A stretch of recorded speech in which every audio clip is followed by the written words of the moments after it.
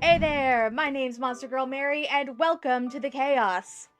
So, today we are playing, what is it called? I Love You, Colonel Sanders, the Kentucky Fried Chicken finger-licking good dating sim that my community chose for us to play today. So that should be exciting. Yeah. Yeah, I don't know how to feel about it. Like, I've had this game for a while because it came out in 2019, but I've not actually factually played it. And I'm gonna do all the voices. So, I hope you guys are emotionally prepared for this incredibly ridiculous game.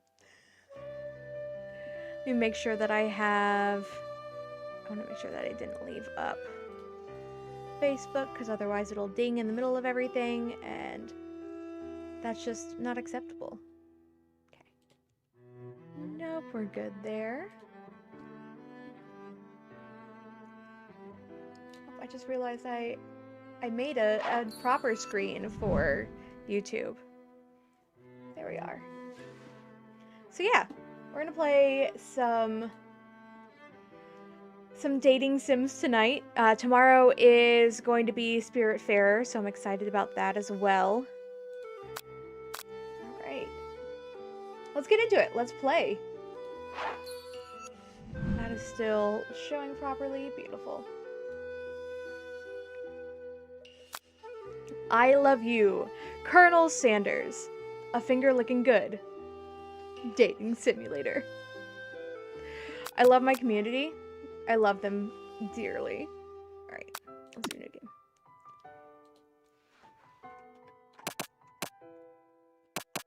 Monster Girl Mary. It's very loud. There we go. Make sure I didn't mute myself or anything. Make sure that my audio is actually playing. Sometimes OBS is like, no, we're not actually playing this. I'm like, okay, cool. Thank you so much. Alright. Let's do this.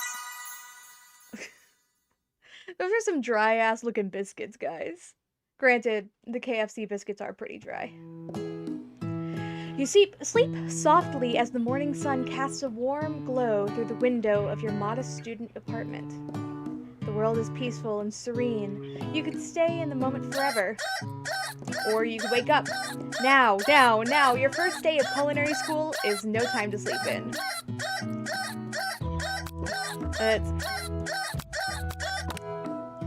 That was obnoxious. Lying in bed, you stare at the ceiling, thinking about everything that awaits you at the prestigious University of Cooking School, Academy for Learning. Your mind begins to wander. You'll need to take this seriously, or you allow yourself to daydream a bit, thinking about the future. Let's daydream a little bit, guys. It's here, finally, your first day of culinary school. So many dishes to prepare, so many students to meet. Your mind is swimming with possibilities when you realize you're running late. You grab a biscuit and burst out the door in a hurry. Mmm, delicious. Just what you needed to wake up those taste buds. Yikes, you're in such a hurry. In fact, you forgot to put on your deodorant before running out the door. You're sweating buckets as you rush to arrive on time. Uh-oh. Standing at the quad, you gaze upon the magnificent University of Cooking School, Academy for Learning. Here comes your lifelong best friend forever, Miriam, there we go. She's the most adorably awkward person you've ever met, and you absolutely love her for it. Good morning, Monster Girl Mary. Are you excited for the first day of the rest of our lives? Actually, because I sure am excited, a little nervous. Okay, a lot nervous. It's just that this morning I made breakfast for myself, but, well, when I ate it, I couldn't taste any love in the food. What if I'm no good? What if I fail? Classic Miriam. Raised by her MasterChef parents, she always held herself at a very high standard. Ever since they were little babies playing together and you rescued me from the quicksand, it's been clear to me that you are the most loving, caring person I know. You're gonna do great. But with University of Cooking School Academy for Learning's famous 3-day only semester, I'm afraid of being left behind and never catching up. A sweet girl, Miriam has always had a flair for the dramatics. This summer, she got so nervous about her first kiss that she chipped her tooth practicing on a mannequin. Pep talk your friend. Change the subject to school gossip. Let's pep talk her. Remember last month when we saw that fortune teller and had our tarot cards read? The lady with the mask who gave me nightmares? I've been trying to forget. I know she looks spooky, but she was so sweet, and she told you were destined for great things. Remember that card with the fancy-looking tower? And the other card featuring the handsome fellow in the red suit? I've been waiting so long to meet a handsome fellow I could call my own. And I'm sure you will soon. In no time, we'll be graduating and you'll be delighting the world with your heartfelt cooking in no time at all. As you talk Miriam up, you can feel her nerves beginning to ease. You know what? Maybe everything will be okay after all. And if not, at least I have these killer bangs. Can you believe I cut them myself? You definitely can believe it. I cannot believe it. Before you can get another word out, you were rudely interrupted when somebody smacks your books and custom-engraved measuring spoons out of your hand and onto the ground. Hey! It's Ashley, your arch-rival. She's totally evil, but you can't help but just be filled with jealousy. She can get anything she wants, and she knows it. Hello, Ashley. She is fucking...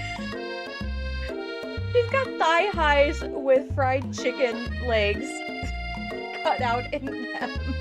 Why? Oh, I didn't see you there, chicken shins. You leave Monster Girl Mary's shins alone. They're perfectly normal shins. Ugh, you can't stand Ashley. Even her name is annoying. You know for a fact that it's actually Ashley, but she had to add extra letters to make herself feel better than everyone. And if anyone here knows what perfect shins look like, it's us. We're not gonna let you or your really weird insults get to us. Across the quad, you see Ashley's best friend, Van the man, has stopped to look at his own reflection in the mirror. His pants are so tight that you can see him casually working out his glutes while he styles his hair. No lie, they're rocking glutes. Van.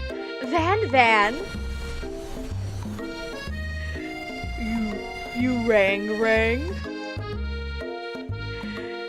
You've never been sure what their arrangement is, but as long as you've known them, Ashley and Van have been just as close as you and Miriam, but substantially more devious. What the fuck is happening? What is his hair? I'm kind of jealous at the perfect fucking star that is his pompadour. I can't believe that a University of Cooking School Academy for Learning would ever allow people like you to attend as students. I know, right? You'd think they'd hand us diplomas right now. Or maybe hire us on as professors. You amateurs could learn a lot from us. With the first day of school about to start, there's just no time to properly tell these two off, so you resist the urge. Let's go, Miriam. Psh, see you later, losers. As you approach the door, you see a goofy-looking kid pushing hard against the window directly next to it. Oopsies! I think it's broken. You reach forward and pull the door open. That should do the trick. I love you. I think you mean thank you. My name's Pop. I was named after my Pop. He's old. Could someone like this also be a student at the school? He must be one heck of a chef. Also, his name tag clearly says Bob, but I guess he's reading it upside down?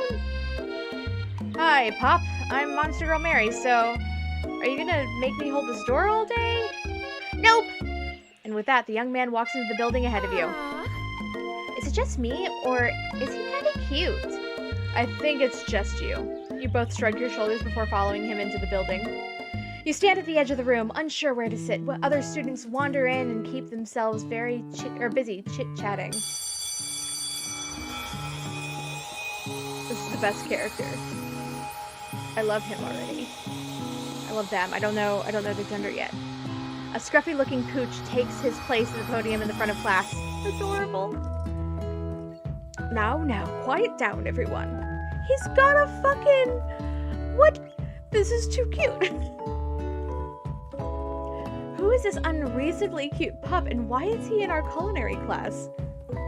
You must be Sprinkles, head instructor and CEO of USCAL. UCSAL, there we go. Please, call me Professor Dog. I may be cute and a little fluffy, but I still demand respect. Woof. What? A cute dog is our professor?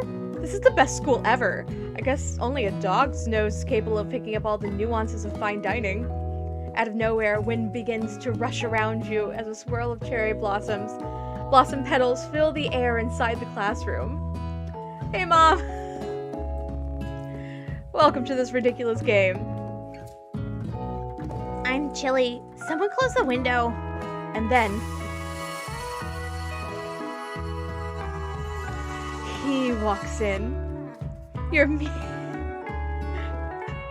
immediately swept up in the aura of this new student and his remarkable goatee. Who knew anyone could be so handsome? Time stands still. It's him. It's... If it isn't my favorite student, Harland. Colonel Sanders interrupts Sprinkles.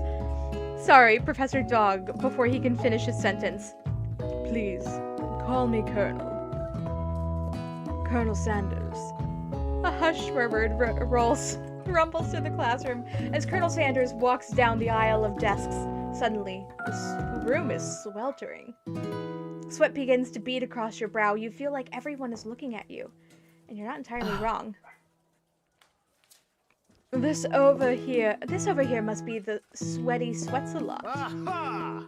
Maybe you should open the window back up before faucet pits melt into a puddle and evaporates entirely. Hold on a second. Nobody talks to my friend like that.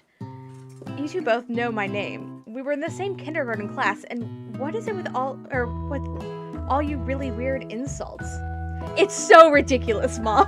It's so ridiculous. You turn to find Colonel Sanders standing right in front of you. Colonel Sanders, beautiful angel that he is, stands before you, smiling gently, his hand outstretched. Boy howdy, this classroom gets hotter than a Kentucky fryer. Please, use my handkerchief.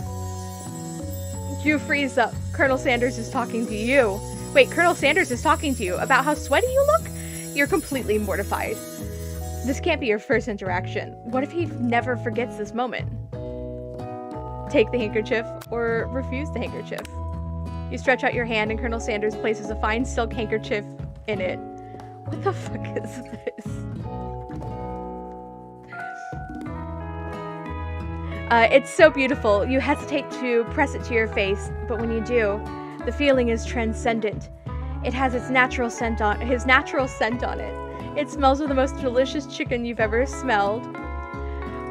I hate that he smells like chicken, and that's his natural scent. Professor Dog steps in to settle the class down and set some ground rules. Welcome to University of Cooking School, Academy for Learning, the greatest culinary academy in the world. The birthplace of culinary legends, past, present, and future. Many challenges await you. There will be tears, there will be blood, there might be even really adorable tiny food. And when it's all said and done, there will be a battle. You will lift your sporks and complete the broom cooking arena. Just then, another student enters the classroom and interrupts the professor's rousing speech. Hi guys. Sorry I'm late. I hope everyone had a good summer. I really miss... Quiet! Late to class is bad enough, but interrupting my monologue? You're on a fast track to out of here, young man. Are you sure you are even in the right place? Don't you recognize me? This is my third year at the school with you as my teacher. Everyone stares at him blankly. Does no one remember me? You're expelled if you utter one more word before I finish. Let that be a lesson to you students that tardiness is unacceptable. Even Clank made it here on time, rolling halfway across town on his tiny wheels. You turn to see a student Sprinkles is referencing, who appears to be in some sort of industrial kitchen appliance. The class bursts into laughter. Oh, Clank, you rascal. Sprinkle walks in the classroom as everyone stands in silent obedience. When he gets to you, he lifts his nose to the air and takes a deep sniff. Your diet is lacking. Based on what I'm picking up here, you definitely need a multivitamin. You should be taking better care of yourself. You've never had a talking dog as a teacher before, but Sprinkle's reputation for being smart but tough is well known. You decide to try and butter him up by giving him a treat from your pocket. But what kind? A chicken snack, a rubber ball, or a beef treat? Let's give him a chicken snack. This is KFC. You reach beneath your apron and return with a chicken snack in hand. Sprinkle's eyes go wide and as he locks onto it. His favorite. Well, I think there might be some competition for new star student. The furry professor immediately devours the snack, leaving your hand slick with a coating of warm doggy drool. You see the other students eyeing you jealously, but pay no mind to them. If they wanted to succeed in life, they would have learned the importance of carrying a range of dog treat flavors on them at all times. Settle down, young chefs. Take your seat and prepare to have your minds open to the amazing possibilities of culinary creation. As everyone rushes to claim their favorite seats, you're left standing at the front of the room. Only two options remain. Hey, Monster Girl Mary, there's a seat over here. It seems that no one has claimed the seat next to me if you're interested. This is a dating sim, so I gotta go sit next to Colonel Sanders.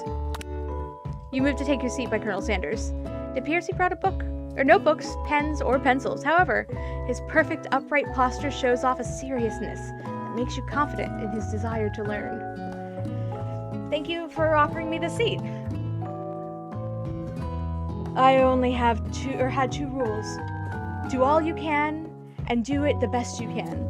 It's the only way you'll ever get that feeling of accomplishing something.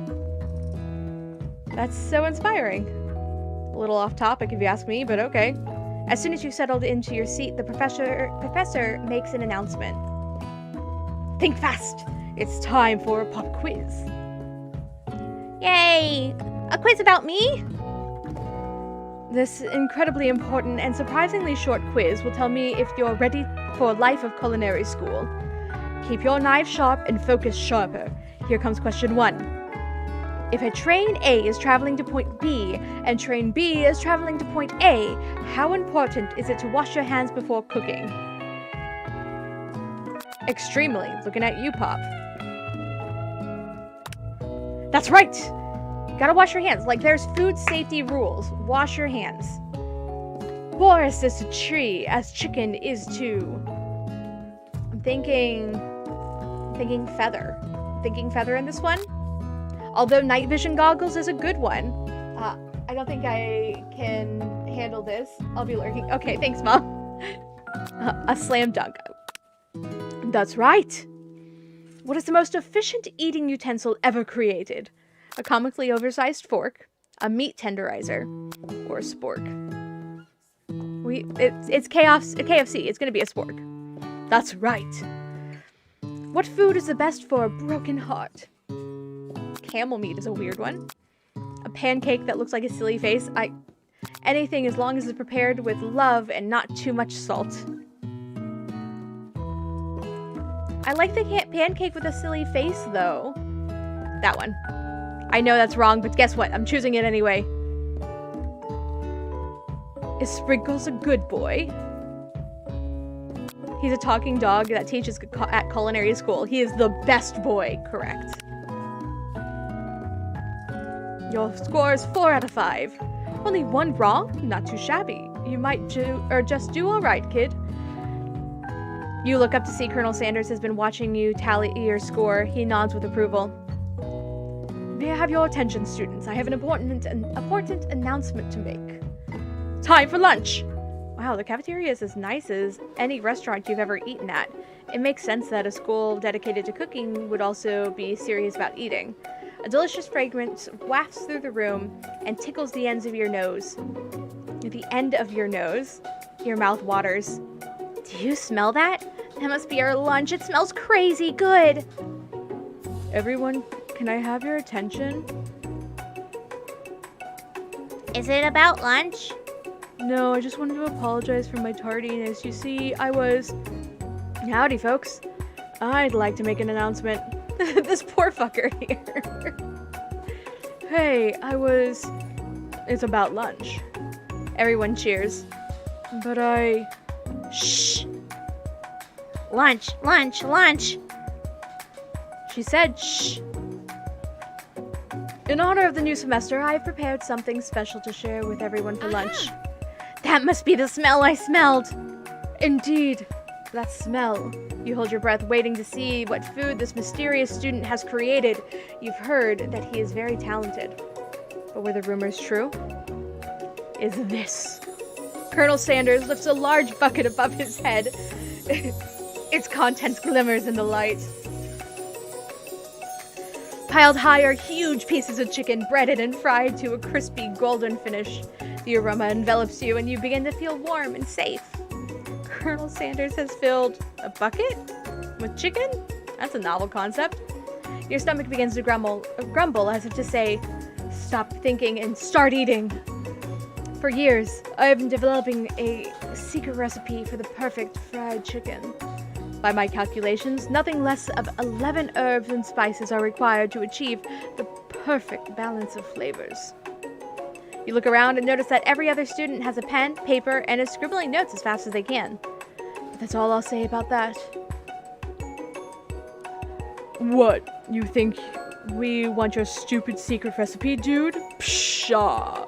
Nah, my dude, nah. I just drafted a last will and testament in case one of those ingredients is a poison. Got him. He looks around nervously to see if anyone is laughing at his sick burn. You wait to see what singer Ashley is prepared to follow up, but she suddenly takes a different approach. Yeah, and I was just, writing in my diary. Dear diary, today I smelled something beautiful. I knew that at that moment, only the hands of a true gentleman could fry chicken so tender. You see her body language change from bitter and evil to sweet and innocent as she slides closer to Colonel Sanders. She realizes that he is destined for greatness and fame with cooking skills like this. She wants him all to herself. Oh, please. Well, Van, the man. If you don't want any. I'll take his. Whoa, hold on. I guess I'll try it. He takes a bite and his eyes grow wide. He starts contorting his face as he tries to hold in his pure exhilaration and act unimpressed. Easy now. There's enough for everyone. Please, my fellow classmates, dig in. You take one of the pieces of fried chicken out of his bucket and sink your teeth into it. It's amazing.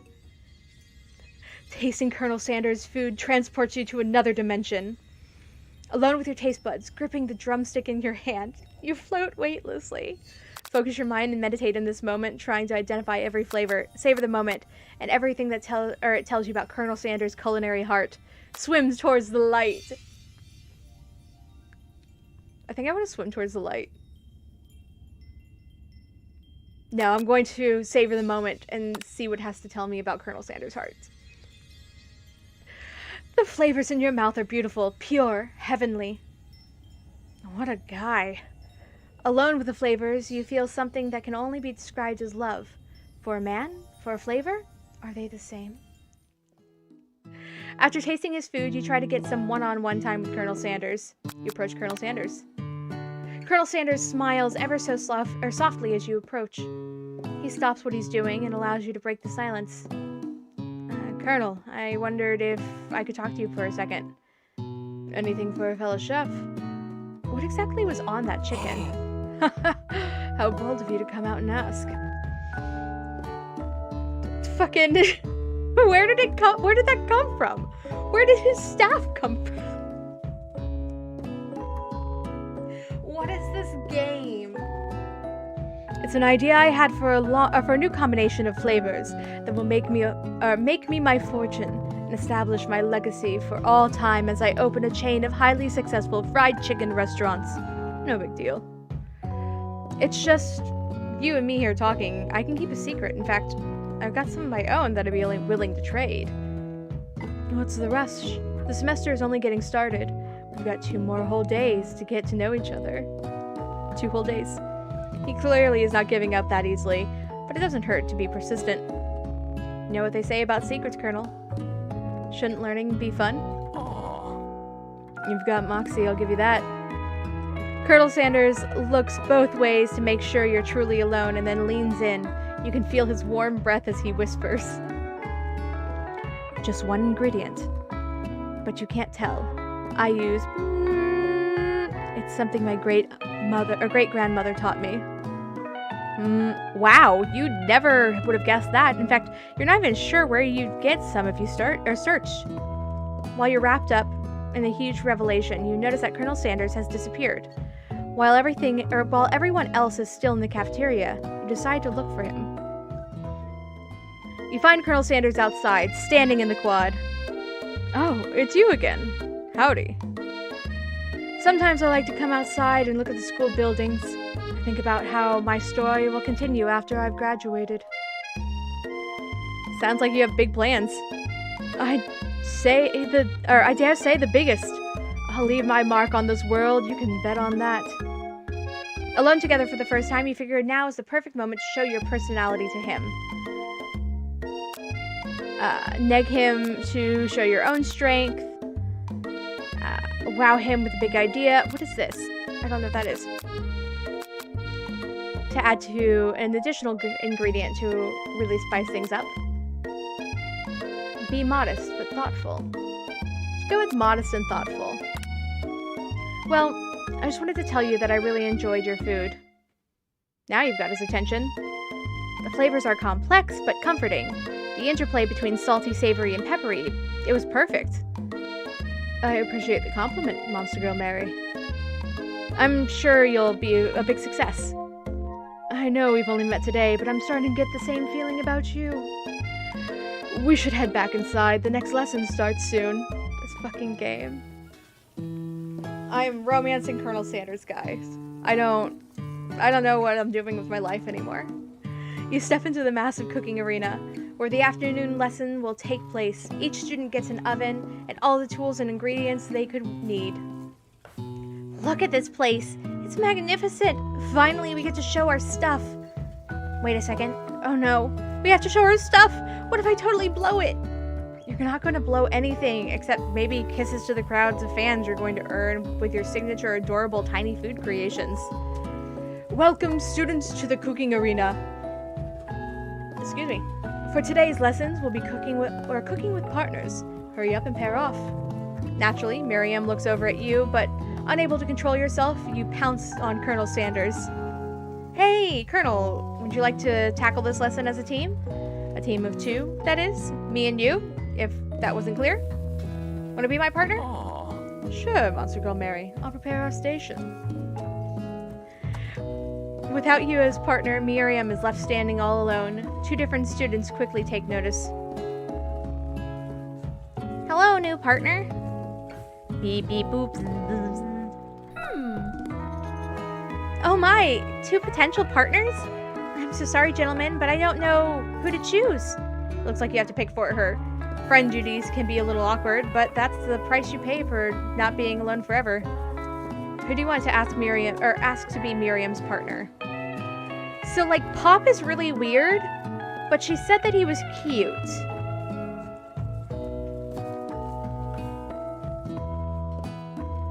I like Clank better, though. Let's go with Pop, because she said he was cute. Sorry, Clank, but I think Miriam will be partnered with Pop today. I'm sorry, Clank. Pop gives a big smile and steps up to the same station as Miriam. I'm a chef. He holds up a banana and, without peeling it, proudly eats the entire thing. It's disconcerting, but Miriam is too kind to act grossed out. I love your enthusiasm, Pop. She looks at you. Really? This kid? But it's too late to change your choice now. Should have gone with my gut, guys. Now it's time to focus on your own cooking classwork. Alright, you two. For today's lessons, we're going to keep it simple. Pick a basic dish and divide up the steps. No chef is an island. It takes 2 flints to make a fire. You get the idea. Which dish do you suggest to your partner, Colonel Sanders? Steak tartare seems easy enough. It's fancy and you don't even need to cook it. Using octopus will blow Colonel Sanders' mind. Your grandmother's mashed potatoes and gravy. It's KFC, guys. We gotta go with the mashed potatoes and gravy. I've always been something of a down-home home chef. I was thinking we could make something warm, inviting, and comforting. Maybe mashed potatoes? And gravy? I couldn't imagine one without the other. Colonel Sanders cast a coy look at you, causing your whole face to go beet red. Embarrassed, you quickly turn away. I'll go get the potatoes. No, please let me. Picking perfect produce is a passion of mine. Looks like things are getting pretty fresh around here. Does someone have a crush on Colonel Sanders? We're just cooking partners. Mind your own business. Sanders' heart is my business, and you'd better keep your fingers off my man. Did someone call for me? The music shift. Ugh, no, geez, Van. While I'm over here crushing Monster Girl Mary's dreams, you're supposed to be taking care of our classwork. That was the deal, remember? Colonel Sanders returns, ours full of peeled potatoes. The music got really loud. He tosses them into the boiling water, turns his attention to you and your old friends. Oh, howdy there, Ashley. Van. Are we working in a quartet instead of a duet now? Actually, no. It looked like Monster Girl Mary was struggling, so he offered to give them a hand. You know how it is. These young amateur chefs need a lot of mentoring. I was going to say, Colonel Sanders, maybe I could also teach you a thing or two about fancy food. Maybe one day you might be able to get up to my level. Ha! Doubt it. Don't be rude, Van. Personally, I have no doubts whatsoever about Colonel Sanders' ability to concoct creations worthy of admiration. After all, your fried chicken was quite spectacular. But Colonel, if you ask me, I might make a better partner for you than this thing that has positioned itself at your station. I don't feel deep down that we cast complementary shadows. Or don't you feel deep down we cast complementary shadows? We fit together like thigh high or like a thigh and drumsticks. I'm staring at her fucking thigh highs with drumsticks on it. It just makes sense. Nothing about this makes sense, but one thing is clear: she's coming for Colonel if you don't watch out. Ashley's really going at you hard. You need to ask for some backup here before things get ugly. Turn to Colonel Sanders, hunk of hunks in your time of need. Turn to Miriam, your forever bestie, who always has your back. Look at, he's staring at me. I feel like I'm ditching my best friend here, but, you know what, no, we'll go with Miriam. You turn to Miriam, and as soon as you find her, she senses it and looks back. This girl's friend in need radar is second to none. She immediately comes running over. Is somebody threatening my friend? I will destroy them! I actually think that Ashley and Van were just leaving. Leaving you in the dust vis-a-vis my skills as chef, perhaps. But stepping away from this competition, you are sorely mistaken. Miriam, you're a loyal friend, but Monster Girl Mary is my partner for today's activities. You look at Sprinkles in hopes that he might step in, but he's nowhere to be found. Darn those cute corgis and their short but sturdy stature. You look down at the station and realize that, in the tension of the moment, your hands have been cooking on autopilot. Distracted by the drama, you've already crushed and boiled potatoes into perfectly creamy mashed texture, with plenty of butter and cream for flavor. It's as if your natural passion guided you through the steps you know so well while your attention was elsewhere. I know just what to do. Colonel Sanders extends his hand. He's holding a beautiful white porcelain gravy boat, out of which pours a smooth brown gravy, smothering your nearly finished potato dish. Where did the gravy come from? Gravy flows down the mounds of mashed potatoes. The results look spectacular. Randy would be very proud. Where did it come from? Where did his walking cane come from earlier? I don't understand this game. Colonel Sanders holds a spork out to you. You reach out and grab hold of it, but he doesn't immediately let go.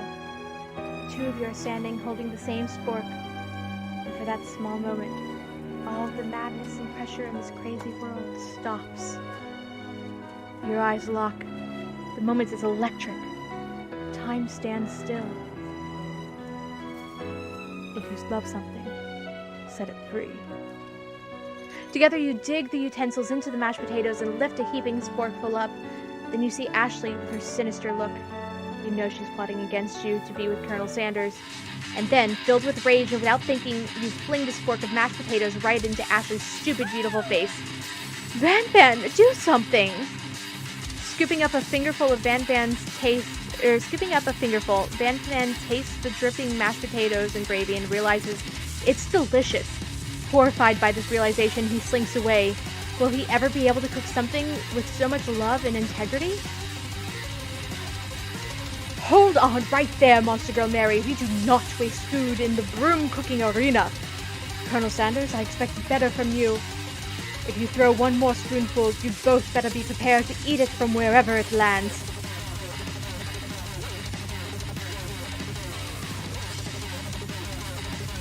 Can I have potatoes, Faith? Van Van rushes back over, a covered dish in his hand.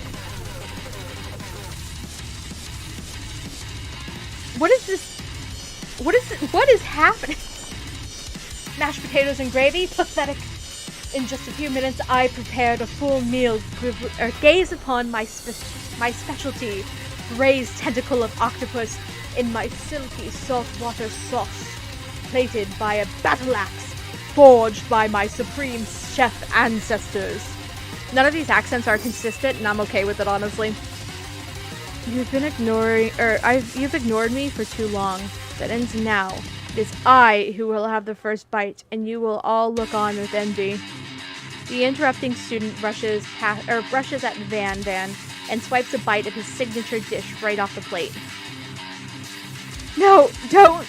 Something about this dish doesn't strike my nose quite right. Something about this dish doesn't strike my nose quite right. I think the octopus was rushed. It may have turned the process. The results could be toxic. It's too late. It's been eaten. I think I left something in the oven. I don't feel so good.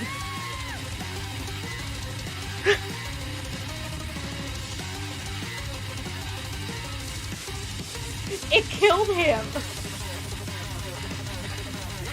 Everyone step back. Don't take another bite. When you look back at the plate, the rest of it is gone. You notice the tip of the tentacle being slurped up in Pop's mouth.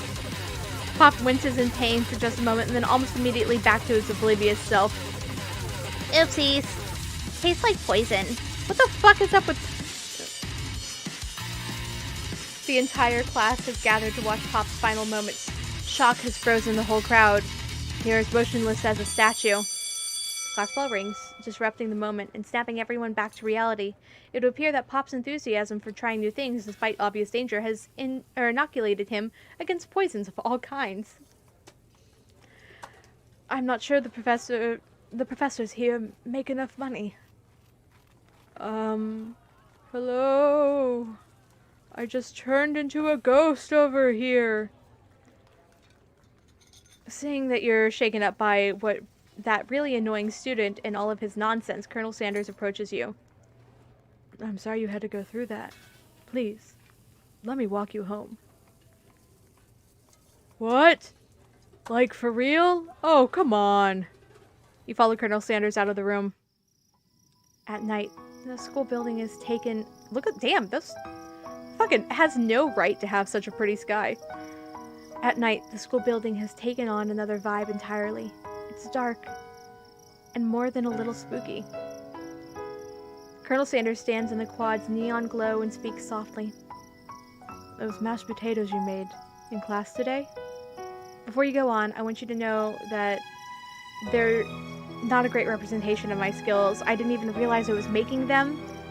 They were amazing. Tasting them, it reminded me why I became so passionate about food to begin with. Colonel Sanders is getting choked up. Cooking is obviously important to him, in a way that you find inspiring. Now might be the perfect time to tell him you're developing feelings for him. Colonel Sanders? Yes, Monster Girl Mary? There's something I need to tell you. Aha! Hold it right there. There's something I need to tell you first. Oh, jeez.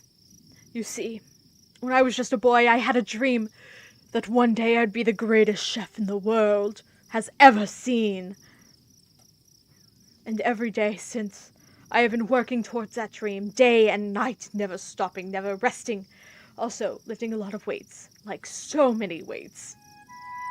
We should follow our dreams with our hearts, that our souls may grant them like wishes floating on a shooting star. Ugh. Hey, no, you, shut up! I'm the one here to say inspirational stuff and be the star of the story. Are you forgetting that your cooking literally killed a guy? You can't prove that. I also saw you kill that guy. What was his name? Is that when in the distance you hear a long, sad sigh? Forget him. We're talking about me. Me. I am the hero. What is happening? The Spork Monster is here to fight a hero.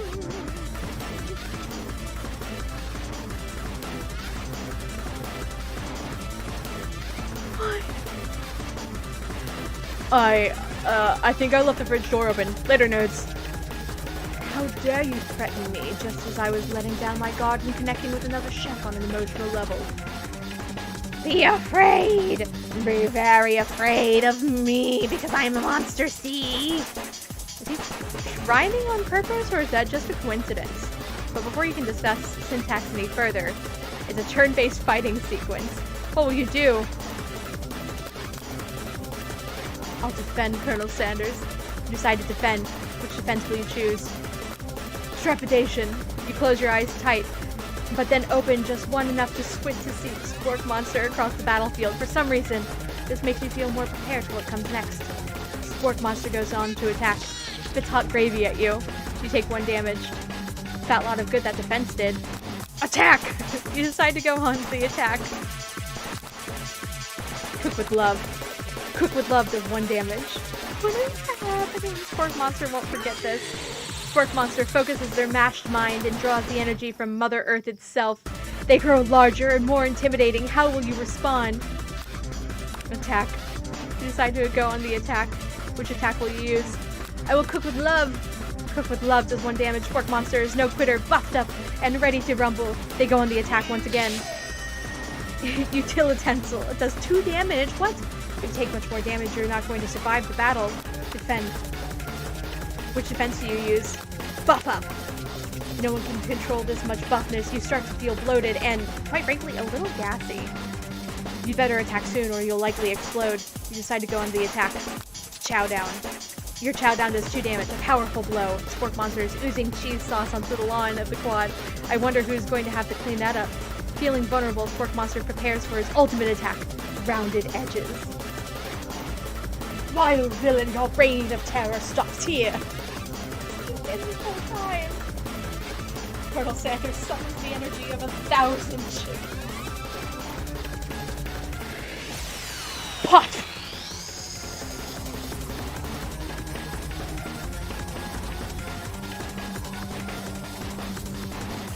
Pot Pie Power Pinch!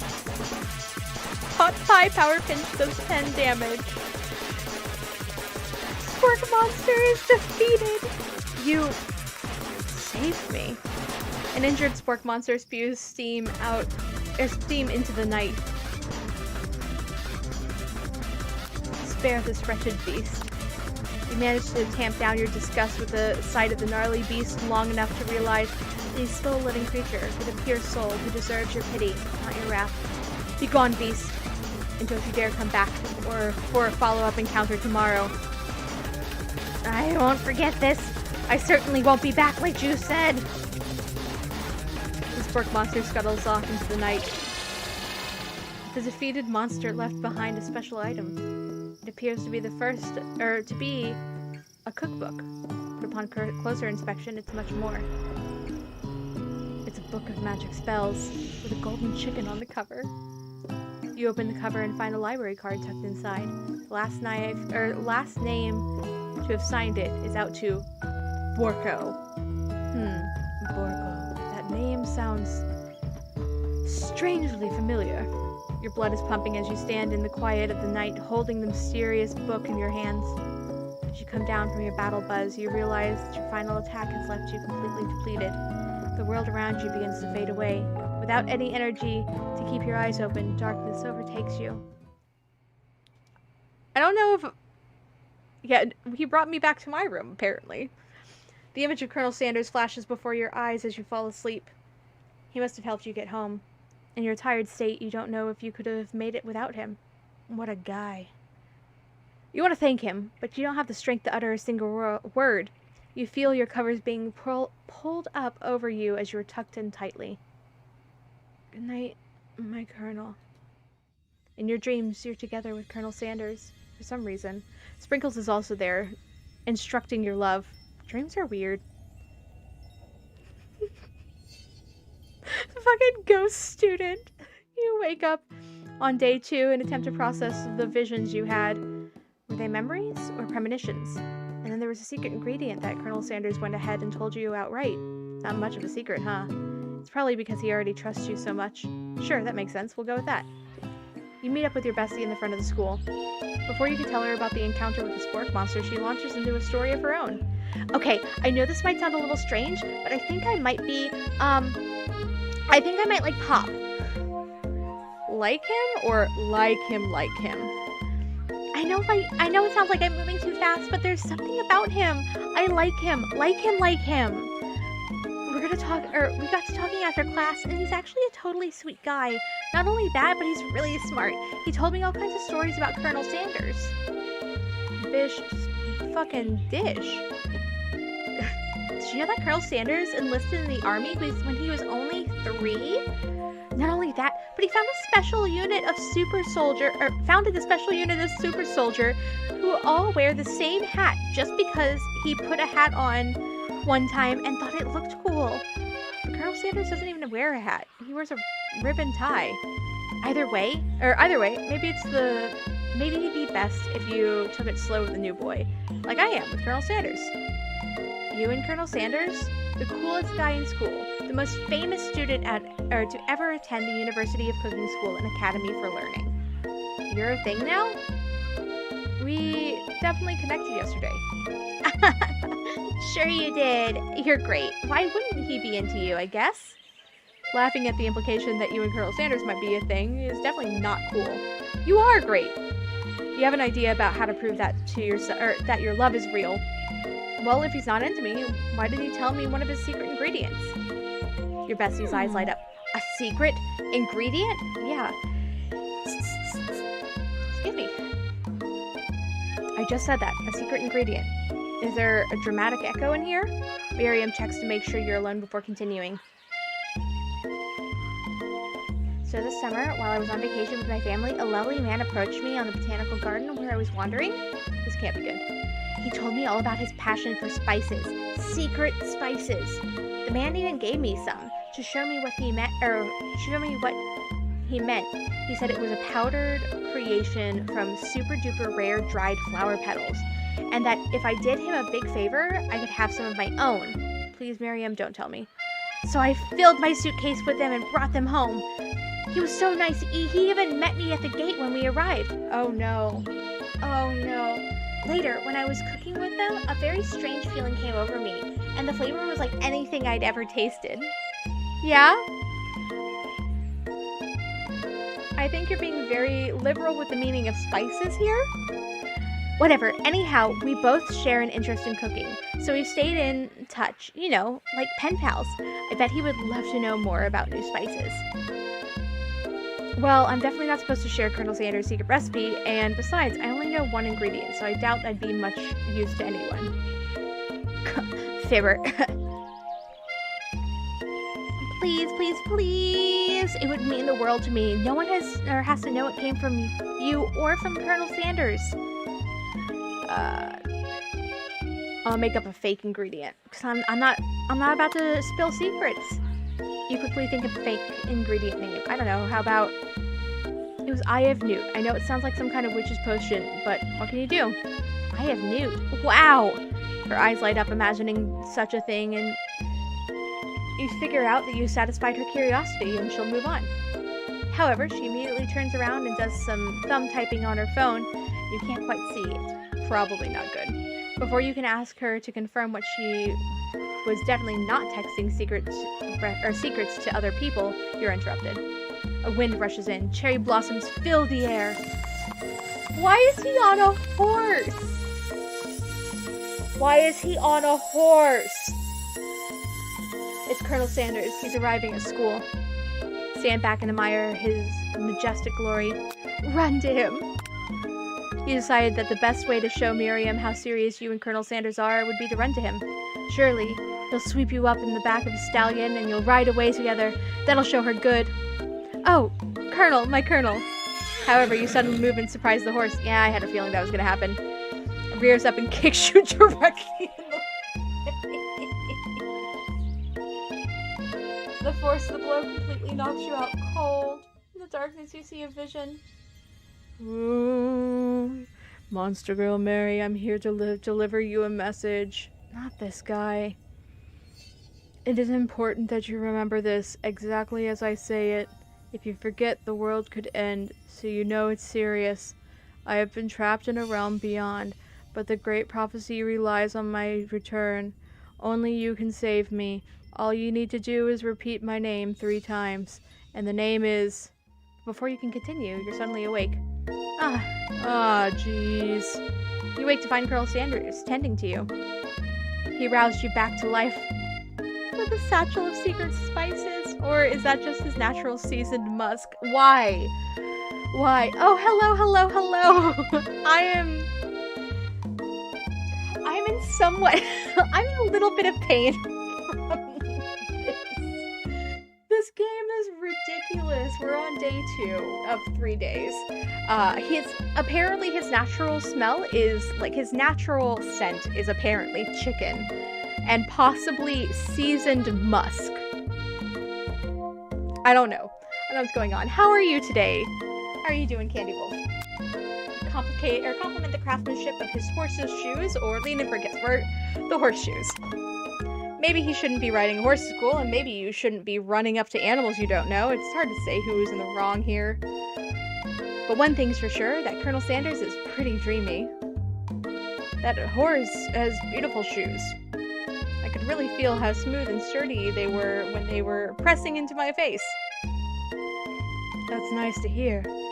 No one truly appreciates good craftsmanship anymore. You got waxed for charity? That's a weird charity. What was the charity? Or that was a weird charity event. What is the charity? And with that, Colonel Sanders disappears into the school, leaving you and Miriam to follow. When you enter the classroom, you can see your 2 rivals, Ashley and Van Van. They're doing something bad by the way they're hiding. You know it must be really bad. Like how...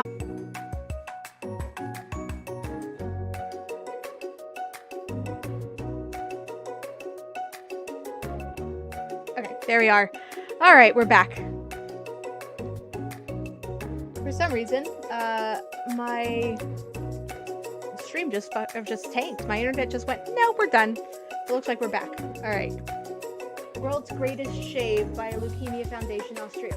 I previously shaved my hair twice and colored it last year. Nice, that's awesome. I hope that it was incredibly successful and that you are feeling fantastic for having done it, because that's super awesome. Whoa there, little one. I'm not sure you're ready you're ready to handle this. Why don't you make like a bee and mind your own wax, honey?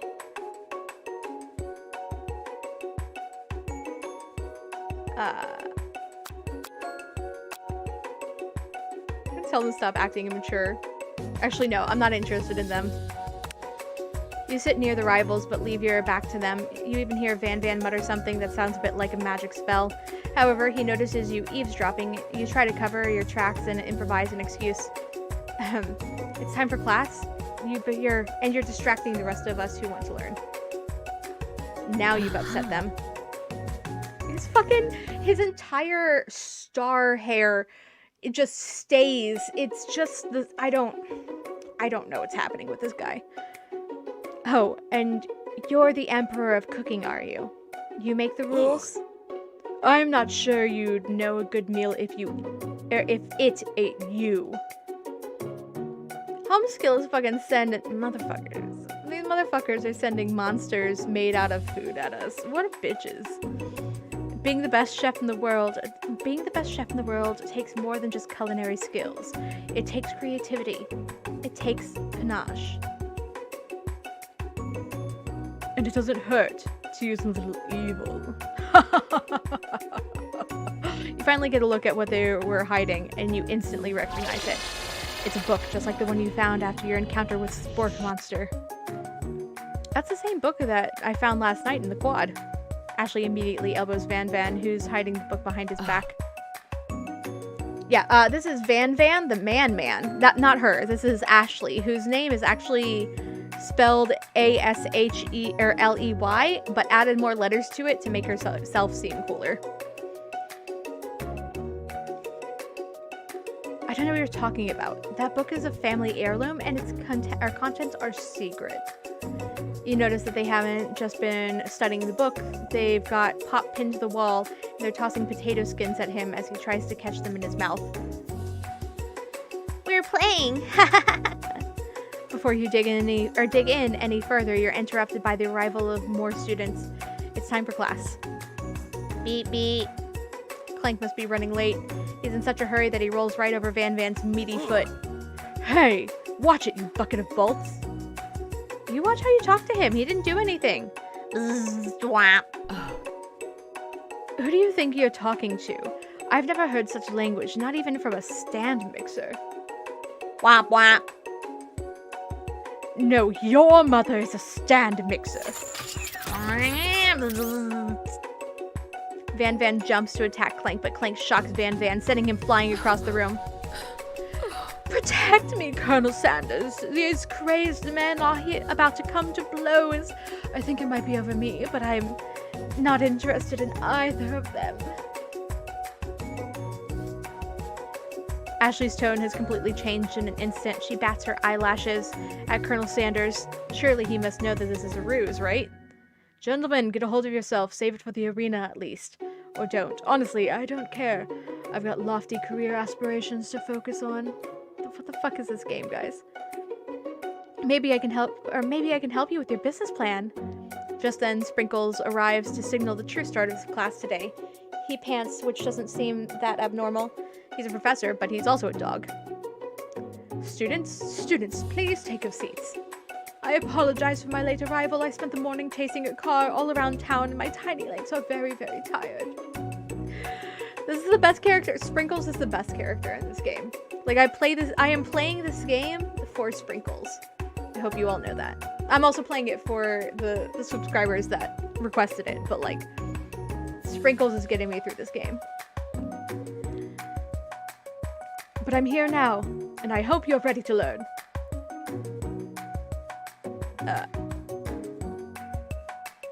Rub his furry dog belly, he loves it. Sprinkles stops in his tracks and sniffs the air around you. Something has him in a trance. It's a scent left on you from Colonel Sanders. Sprinkles jumps on you and licks your face. Off-topping? Down, boy, down! Off-topping. That command, shouted by Colonel Sanders, has snapped Sprinkles out of his trance. I wonder what's up with that. Sorry, I got a little carried away. After he catches his breath, Sprinkles regains control of the classroom. Without further ado, we'll review the global history of the world, history of my favorite fowl, the chicken. I want you to pay attention in class. I've suddenly stopped being able to read. You pay attention to the lesson. Truly, you do. Which is why, in 1776, at the signing of the Declaration of Independence, it was a chicken who first signed their name. But you can't help but daydream about Colonel Sanders, and you missed most of the important parts. When you come to, Sprinkles is holding a tray of food in front of you. Well, Monster Girl Mary? Naturally, this appears to be a sampler platter. Which item do you want to sample? A glass of water, a shimmering pepper, or a dog biscuit? We're going with the pepper. Absolutely, spice things up. Bright colored pepper stands out from the other items. It sparkles in a most eye-catching way, so naturally you reach out and grab it and eat it right away. However, your body is not prepared for the heat. The pepper has triggered an intense spice hallucination.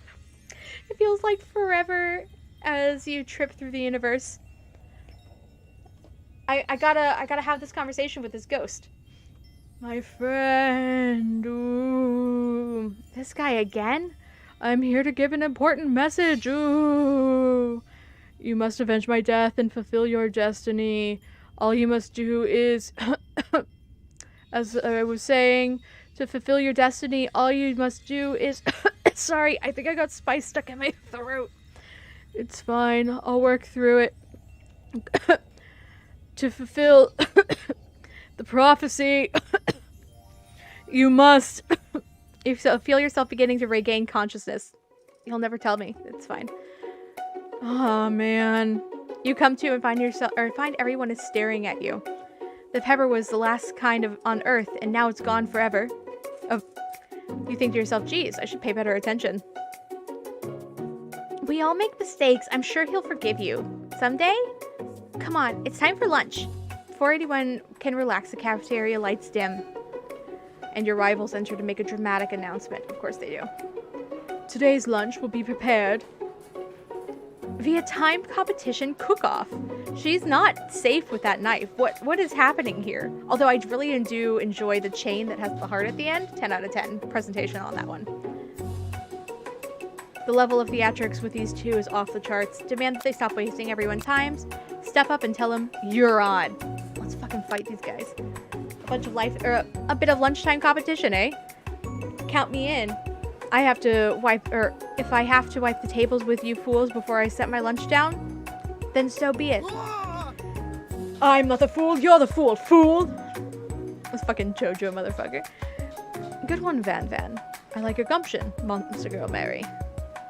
I'll be watching your performance. Just as things reach a boiling point, Sprinkle steps in. Surely he'll put a stop to this madness. Now, students, please settle down. This is a lunchroom, not a sportsing court. Finally, Little Sense, you breathe a sigh of relief. At least not until we turn on the timer. Timer ready. Just then, a huge light blasts in your face, flashing the words, timer ready. That's what I'm talking about. Oh! I stand corrected. The hard way builds solidly the foundation of confidence that cannot be swept away. And that's an original quote by me, in case anyone was wondering. I hope its message lifts you to victory. Pity the fool. If he's a fucking JoJo-looking motherfucker, I swear. Like a diamond, I was formed under pressure, and now is my chance to shine. I'll defeat you myself. You had his chicken, and you made mashed potatoes and gravy on day 1, and you're feeling like you could really impress him again here. It's time to boil some water for the potatoes. Think fast, if the timer runs down, you'll be forced to pick randomly. Okay, what temperature does the water boil at? 100 Fahrenheit. That's wrong, apparently. I don't fucking know. What are you thinking, Monster Girl Mary? Get your head in the game. You're going to need seasoned chicken before you cook it. You don't know how Colonel Sanders' recipe exactly, but you have an idea. 11. That's right. You might not know all the ingredients yet, but at least you're head in the right direction. Tail wagging intensifies. Now you've got some basic steps going. It's time to elevate your craft. What is the state of mind often? Vigilance. That's wrong. I don't know. I'm panicking and trying to read and the words don't make sense. I'm begging you to get this together. Get it? I'm a dog. It's never the wrong time for some dog jokes. Okay. Your classmates are rooting for you, but Ashley is simply stronger and faster than you. You'd better pick up the pace if you want to survive. When you were a child, your father told you to never forget where you came from. Every day you meditate on his advice and draw energy from that place. Now would be a great time to harness the energy, so where does it come from? Oh no! It's a horrible time for you to forget important things. Nope. Alright, I'm gonna try again. Do I have to go through the entire day? Or do I have to go through the entire event? Or does it take me back to... Okay. Alright, let's do this. Step you're on. We're just gonna speed through this because I've already done this. 10 fucking seconds is not enough time for me to process words.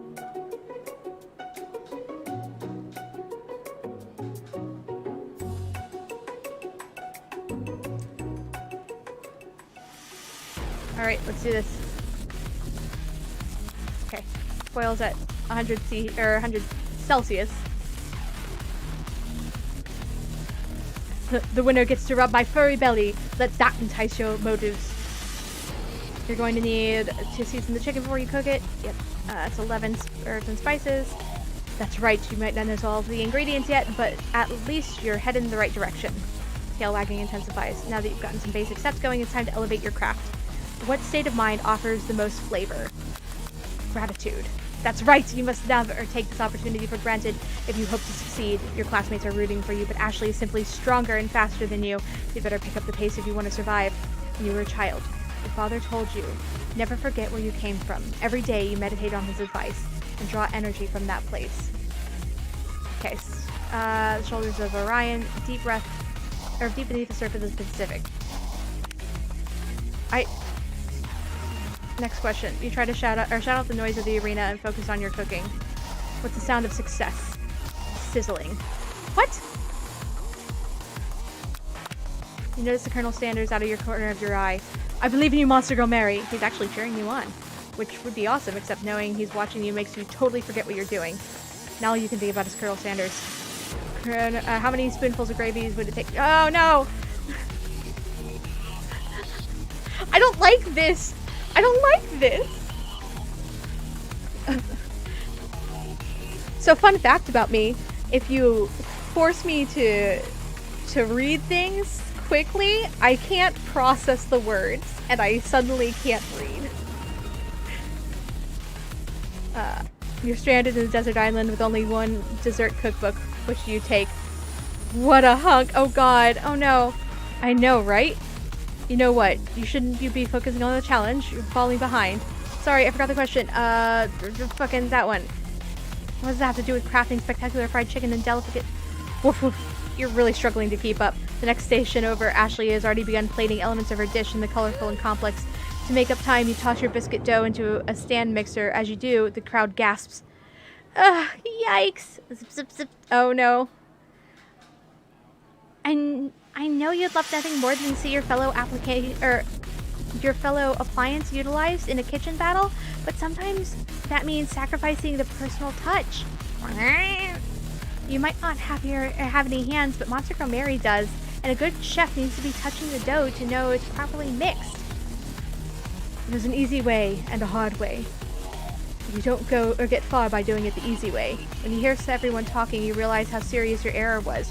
You immediately shove your hands in the mixer to rescue the dough before it's overmixed. Monster Girl Mary, no! But you're not fast enough and your hand gets stuck and it's immediately crushed by the quickly spinning beaters. There's no way you'll be able to use that hand for the rest of the match. Colonel Sanders shakes his head in shame. What you often find is that the easy way can turn out much more difficult. Everyone stop what you're doing right now. The battle is over. It can't be. I was close to finishing my dish. Sweetheart, look at your hand. You simply can't go on. Aw, that's too bad. And here I am with a complete dish ready to serve. Surely that makes me the winner by default. No, it wouldn't be fair to compare the two on account of Monster Girl Mary's injury. You see Sprinkles begins to lick his doggy chops as he locks onto the dish. But I suppose you should at least tell us what you prepared. Well, because I'm the sweetest, I skip straight to dessert.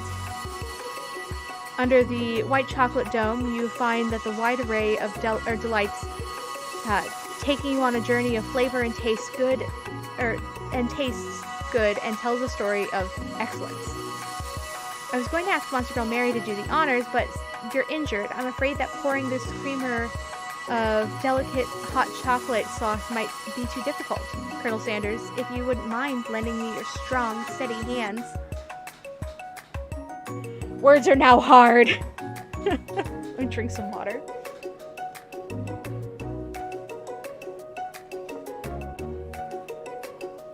He pours the sauce on it to reveal the ingredients hidden within. It's actually really fucking pretty. Inside you find a delicate fried cheese croquette, topped a slice of honeycomb, ice cream, 2 ways, tender nougat, and pearls of blueberry gelée. Colonel Sanders seems intrigued, but perhaps not impressed, as he dips his finger in the chocolate sauce.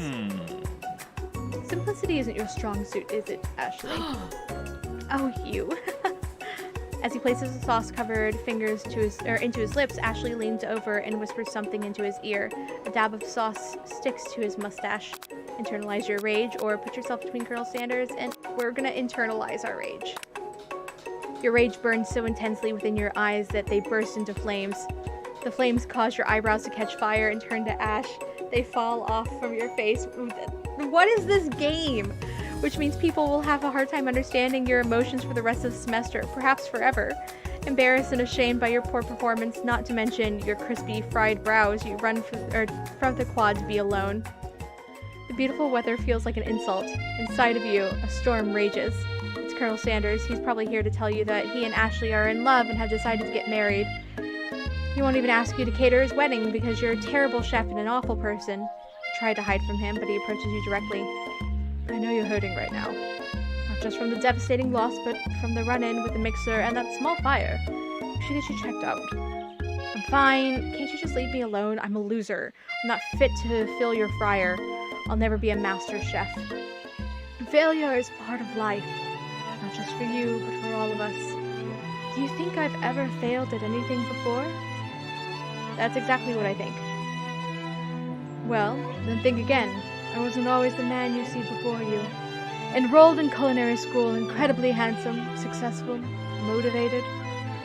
Well, handsome, sure, I was born that way. But I've walked other paths and arrived at dead ends. I was passionate about life, but I failed as an obstetrician. I was passionate about justice, but I failed as a lawyer.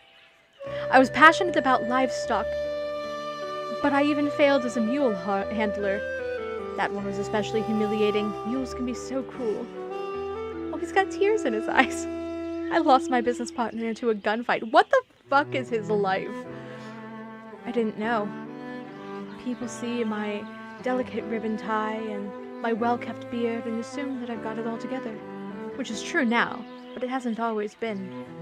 Sounds like a guy who could really use a hug. I resolved then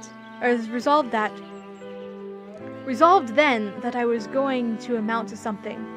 No amount of hours, labor, or money would deter me from giving the best that I had to give. As Colonel Sanders changes focus, you can see something ignite inside of him, a burning passion. One has to remember that every failure can be a stepping stone to something better. My new dream is pure. It's honest. It is a tragic backstory, yes. It's something that a humble man in a crisp white suit can be proud of. I will create a new chain of chicken restaurants that will bring joy to the entire world and make up for my past misdeeds. Yay! Just as your moment grows intimate, you're interrupted by a threatening, shadowy presence. Battle-scarred from the night before, you prepare for the worst. It's the spork monster. Borko? It is I. I know I said I wouldn't be back after the whole fight to the death thing, but you didn't really want to see me anymore, but I just wanted to say that I was wrong for attacking you, and I apologize. I know what it's like having to always look over your shoulder. Monster problems, am I right? Aw, thanks, Borko. I'm glad that there's no hard feelings. Getting jumped by a giant creature in the dark of the night can really rile a person up. I also want to apologize for the way I switched right into attack mode. I know you're strong, and cooking school can put a person under a lot of stress. I actually used to go to the school. I wasn't always a spork monster, you see. I don't believe it. You were a human once? Well, no, I was a golden retriever, but I was still a student until one day some mean kids with a magic spell book cast a dark enchantment on me. I was transformed forever. A magic spell book? Precisely. I had procured a copy for myself, but somewhere along the way, I've lost it. If you find such a book, I beg you, respect it. You're a powerful chef, and shouldn't rely on such dark and evil magic. No, you should be protecting the innocent from those who would cheat them through the sorcery and guile. If you need me, don't fear. I'll be there. I'm glad we spared his life. It sounds like there are some bad cooks in the kitchen of life. Monster Girl Mary, together, I'm sure we can defeat them. Come back to my hideaway and we can discuss. A personal invite? You can't imagine what Colonel Sanders' home must look like. But it sounds like you're about to find out. We're going to Colonel Sanders' home, guys. Moving up in the world. Stepping into Sanders' home, surrounded by his things, you start to feel a special bond with him. It looks like you live in such an exciting life, Colonel Sanders. Every day can be an adventure if you approach it with the right attitude. Long ago, I made the decision to never stop searching, never stop working, never stop imagining. Have you been working on any new recipes of your own lately? They believe in me! I'm always excited to talk about food with another ambitious chef. Well, there is something. Just a side dish, but I've been tinkering with, but trying to find the right balance of flavors and textures. I'm not sure if I've nailed it yet, but I'm close. Colonel Sanders' eyes perk up as he starts to wonder what dish you might be describing. It's meant to pair with something spicy, or something crispy, perhaps both? Now that you've got him right where you want him, should you reveal your new creation to him, or keep it a secret, just for you? Reveal it. He gave us one of his secret herbs and spices. You describe what you decide that you're ready as you'll ever be to share your original cooking with Colonel Sanders. Before you can talk yourself out of it, you decide to dive in head first. You reach into your lunch bag for a special dish that you've been keeping on ice all day. I present to you my original coleslaw. Shredded cabbage dish glistening in the light of Colonel Sanders' luxe hideaway. Magnificent. Together you chow down on the creamy slaw until just a spoonful remains on the bowl. Do you mind if I hold on to the last bite? I'd like to have it around so that I can admire its taste later and think back on this moment. You could offer to make him more, but he seems to like a very sentimental kind of guy. Sure, why not? Please make yourself comfortable. I'll be back in just a moment. You realize that now would be a perfect time to do some snooping. Around the room are various items that you can look closer at. Each item seems to radiate memories and emotions. Tap on an item to discover more about the Colonel. What's this? It's in the corner. That must be where he keeps the secret recipe. Ah, think for a moment. What number is important to Colonel Sanders? Then it dawns on you. As soon as you turn the dial to 111111, the safe opens. Inside it, you find a single note. Can chicken be prepared sashimi style? Tap on an item to discover more about the Colonel. See the view. You gaze out the window across the vast lake and mountain range beyond. Just then the ghost of a student pops up. Were you thinking about heading out into the world on a quest to avenge my death? Wait, what? I never even learned your name. Why would I avenge you? I could just tell you my name right now. Can't you see I'm in the middle of something? You open the window a crack and the ghost of the student is swept out in the breeze. What is this? Don't take the hair. Do not take the hair. Oh god. Oh no. A lock of silver hair is woven through the teeth of the comb. Upon further inspection, you realize that the hair therein isn't just silvery in color. It's actually made of spun silver. Oh, thank god. You take a closer look at a large urn sitting on a nearby pedestal. There's a plaque on it. It's dusty, but when you wipe it off, you can read the inscription. It says, "Here lie the ashes of all my past careers and business failures." You fucking dramatic motherfucker. Oh. But I'm looking at their stuff still. Alright, let me... No, the door... The door open. You open the door of the Colonel Sanders closet and find a row of his signature white suits hanging within. Take one off its hanger and try it on. The jacket is a bit big for you, but it's soft and comfortable. You give yourself a deep hug, breathing in his scent. They say that home is where the heart is. Is this what they meant? This isn't Yandere Simulator. I still got very concerned, okay? Before you can look any further, you hear Colonel Sanders returning. He has a new dish that he has been working on, and he wants you to taste it. You try to act casual until he asks why you're wearing his jacket. Aww. I don't usually loan those out, but I must say, it does look good on you. No, this is the same one. Oh crap, the jacket. You forgot to take it off. You decide that now is your moment to make a big move. You tell him you're cold. You fess up and tell the truth. Honesty is the best policy. You confess. I think I've developed feelings for you. I might be developing feelings for you too, but I'm concerned. I can't let anything get in the way of my dreams. No, something happened in the game and I thought of that. Yeah. I do not have Yandere Simulator, but I also don't think it's actually done yet. Overwhelmed, you take off the jacket and run for the door. But the thought of leaving Colonel in the midst of such an emotional breakthrough gives you pause. You stop yourself. Colonel. Yes, Master Gomeri. I honestly think this may be the beginning of something wonderful. I think you're right. We should take things slow. You talk late into the night and drift into a slumber. Dream sequence! The dog and the ghost fucking kill me, guys. You wake in to a beautiful morning in Colonel Sanders' hideaway. Did you make the right decision on how to respond to Colonel Sanders? Only time will truly tell. Today is a day that could change the rest of your life.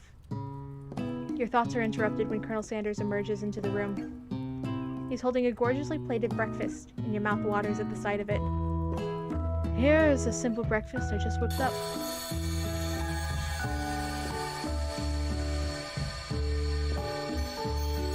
That's what I thought. It's meticulous.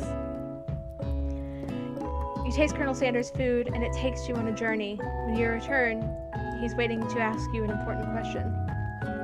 So, would you say that we're the perfect match? How presumptuous. My cuisine and your taste buds, that is. Such confidence, such grace. Could he be the world's greatest gift to cookery? Flatter him. You know, I think we might make a great team. A single tear begins to pool in the corner of his eye as he gazes out the window. And with the right business partner, I know I can't fail. Business partner? Could he be talking to you? It's happening so quickly. Overcome with emotion and confused by your feelings, you're on the verge of tears, unable to speak. The only answer you can find is to run to the door and get home. There's still one more day of school after all. The University of Cooking School Academy for Learning awaits for no one. You get home and find something very surprising. Your best friend there is waiting for you. Where have you been? Because I had one heck of a night.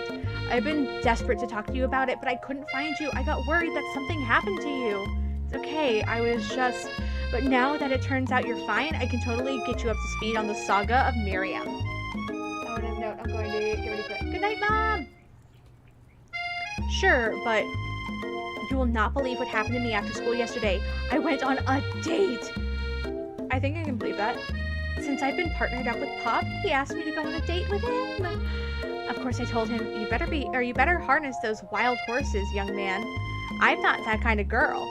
But he was just interested in spending some one-on-one time together and getting to know me. So I said, yeah, sure, I can get to know the little guy.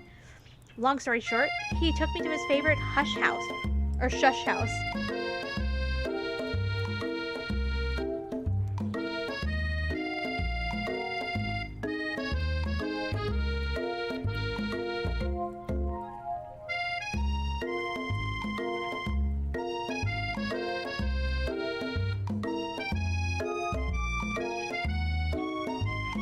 Okay.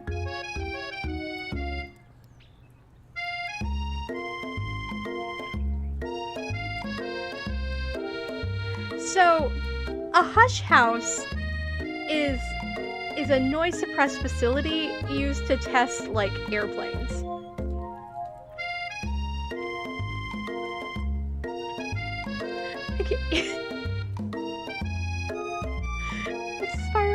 Did she just say hush house or shush house? As if that's a thing people just say? What is the evening, or what is that evening, or even referring to? So, like, I don't know if he took her to, like, an airplane facility. I don't know what's going on with this girl. I'm worried. And now I'm not even really sure where we stand.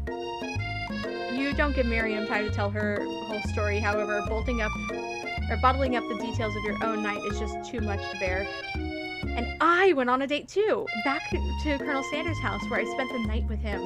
You what? Nothing happened, but we emotionally connected. Wowzers. Nothing happened. Miriam offers to support you no matter what you do. Together with your bestie, you feel like you can do anything. When you arrive at school, you encounter your rivals in the quad. You can tell from the distance that they're picking on Pop, though he himself might not quite grasp that fact. Because, you know, he's Pop. What's a swirly? That sounds delicious. Oh, it's great. I'll order you up one right now.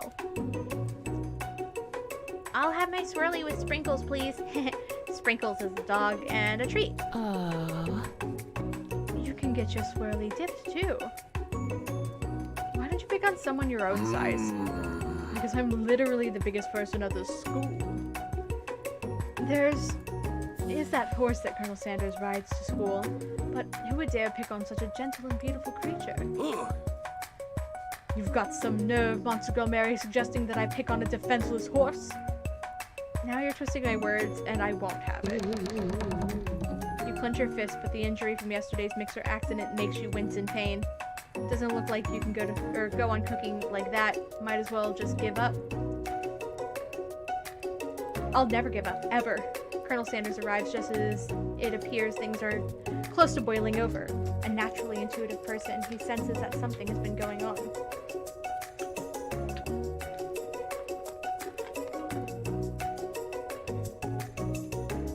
Is everyone excited for the final day of school?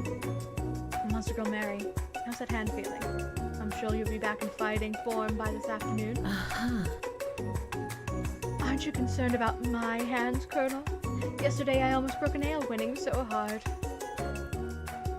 Technically, I don't believe a winner was decided, but your presentation was quite impressive. What's he doing complimenting her?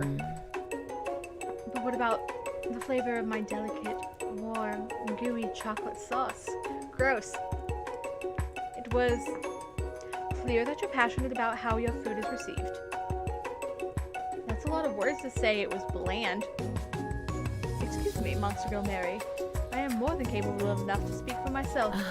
Ooh, apparently pissed him off. Maybe you could tell me more of your thoughts as we walk to class, Colonel? I'm always interested in discussing the fine art of fine food. See you inside, Monster Girl Mary. Annoyed by Colonel Sanders' inability to see Ashley for who you know she really is, you walk across the quad to get some distance. In an attempt to distract yourself from how slighted you feel by that interaction with Ashley, you take out the spell book you received yesterday and start flipping through the pages. Whoa, what is that book? It looks like super bad news. It's just something I found lying around. It would appear to be some sort of grimoire, but I don't really believe in magic stuff. We literally fought a sentient ball of mashed potatoes and sporks that used to be a golden retriever, and we don't believe in magic. Okay. Okay. A grimoire? Like a book of spells? I don't know. Who would spend that much time decorating a magic book if it weren't really powerful? I mean, have you met people with planners? Like, this is the thing. It's fair. I can think of one surefire way to find out. You open a page covered with arcane warnings.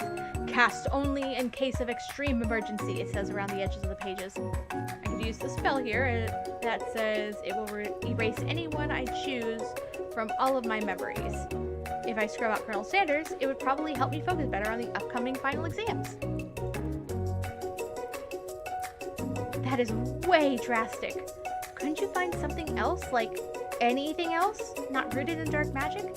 Maybe tie a string around your finger? Okay, fine, it is dramatic, but desperate times call for desperate measures. You've got a memory erasing spell sitting right in front of you, and a pretty good excuse to try it out. Don't do it after all. We need pain to remember that we are alive. We won't do this. You take your friend's advice and put the book away. It's almost time for class. Sprinkles is already in the room, waiting for the students to arrive. He clears his voice to make a quick announcement. I want you to know, I feel something of a dog moment coming on, but I assure you it is nothing to be afraid of. His cute nose scrunches up and he begins to breathe quickly. He must be hungry. Reach for some old homework to give him a snack. Dogs can be rather unpredictable, especially Sprinkles. Wait to see what happens. We're gonna wait. We're gonna wait to see what happens. Sprinkles stops in his tracks. He focuses on the window. The room is deadly silent. When you follow his gaze, you see a tiny orange squirrel perched in the cherry tree outside. Sprinkle turns feral and runs to the window of the classroom. He begins barking uncontrollably at the squirrel outside. Terrence! I told you never to come back here, Terrence! I will destroy you, Terrence! Sprinkles is barking ferociously, drool flying off his face. The squirrel looks over, but he doesn't say anything back. You wonder, is that even a talking squirrel? Who named him Terrence? You better not show your chubby cheeks around here ever again! After Sprinkles is satisfied with his presence has been felt by not only Terrence, but any other squirrel in hearing distance, he returns to his professional tone. I apologize for the outburst. This actually brings me to an important point. Thank you, Master Gomeri, for reminding me to dole out this indispensable bit of wisdom. You see, but before you can go any further, Miriam's love drama spills over into the class. Sprinkle is interrupted by a sad whimpering coming from the back of the room. I told you to save it for after class. But I miss you. We went on one date, Pop, and how can you miss me when I'm right here? Pop's voice quivers as he pleads his case to Miriam. Every time I blink, you go away again. That's a really cute thing to say. Miriam, what happened between you and Pop? I got her in trouble and now she's mad at me. I didn't just get in trouble. I got yelled at by Pop's mother, who blames me for getting him banned from every museum we set foot in. Oh, so that's what you meant by a shush house. A museum. Okay. Pop, we went on one date. We're over. And it meant so much to me that I made this for you. Gross. The fuck is that? Are there capers in that? Fucking capers, a hard-boiled egg, pieces of corn. Maybe they're peas. They might be peas. Doesn't make it any better. It's too hurt to go on arguing. Pop leaves his creation behind and runs out of the room. Nothing like a loud public breakup to cast a hall over the final day of school. Well, that was unfortunate. But we mustn't be distracted from what lies ahead. The final competition, Showdown Challenge Exam. I'm still working on the title, but I think you get it. Test time approaches. See you all in the arena. But before you can think about your upcoming competition, there's a very beautiful soul nearby in need of a pep talk. Hey, Miriam. Are you okay? Okay. I'm so mad I could smash a tiny mug, spilling several droplets of hot cocoa all over the floor. How could he embarrass me in class like that in front of everyone? Her tiny cocoa is a delicious treasure, so you know that the breakup is no joke, even if the source of her frustration is such a silly boy. I know that you know this, but I'm gonna say it out loud. You don't need anyone. You and me, we're gonna cruise through the final test and hit the carpool lane to Success City. Miriam brightens up, imagining the wind rushing through her short bangs, but she hesitates to embrace the feeling all the way. You're not going to saddle up with Colonel Sanders' stallion and ride off into the sunset without me? Of course not. Well, maybe sort of, but I'm sure there's a pony out there with your name on it, and a ranch big enough for the both of us, whoever else we want to bring along. If it's not Pop or Clank or anyone else you meet today, tomorrow, or this whole year, so what? You're a special person who shouldn't settle for the first someone to show you a little interest anyhow. Miriam gives you a big hug and wipes the tears from her cheeks. I should really review my menu for today. I'm gonna make something very special soon. And I bet Professor Dog is going to love it up. While you're pep talking Miriam, you completely missed lunch, but that's okay, because you had a better idea of how to spend the time before your exam. You decided to head to the arena early to practice a dish. This is it. The location of your final challenge. A test of will, a test of courage, a test of talent, and a chance to beat the pants off of Van, the supposed man, and his eviler counterpart, Ashley. As planned, you begin to run through the quick test of recipes you've been working on. Monster Girl Mary's famous chicken pot pie. It's fucking ridiculous. After practicing for months, making this dish comes second nature to you, and you're able to quickly get a fresh pot pie in the oven. But as soon as you do, your cram session is interrupted by Colonel Sanders. Monster Girl Mary, what are you doing here? My dad brought home some chips and burgers, very fitting for this. Excellent. There's still time before the final exams. Oh, just taking it all in. I'm big into visualizing success. I am looking at my station to picture victory. The pot pie has begun to bake, and the smell is slowly filling the space around you. Visualizing, huh? That's not too bad. I was hoping you were cooking something delicious. You usually happily share your food with anyone who's hungry, but the last time you let Colonel Sanders get in your head, it cost you a cook-off. You decide that it's time to put your cooking above your romantic desires, but the decision gets hard to stick with when the advent timer goes off behind you. Fess up about your practice dish. Okay, you got me. Doing a little bit more than visualizing. I know, my nose can smell a pot pie from 400 yards. The fuck are you? A country shark? Like, I don't... That's an oddly specific distance, but you'd expect nothing less from such an oddly specific man. You knew it was pot pie just from the smell? Not just a pot pie, but a chicken pot pie. With all butter crust. My nose is telling me something else. Oh no, is it burning? No, I can smell that it was made with a heaping helping of TLC. No, a THC. I'm tired and I just want to get a little bit high. But it'll probably start burning any second if you don't pull it out. The moment of truth. Wow. That's the best pot pie I've ever tasted.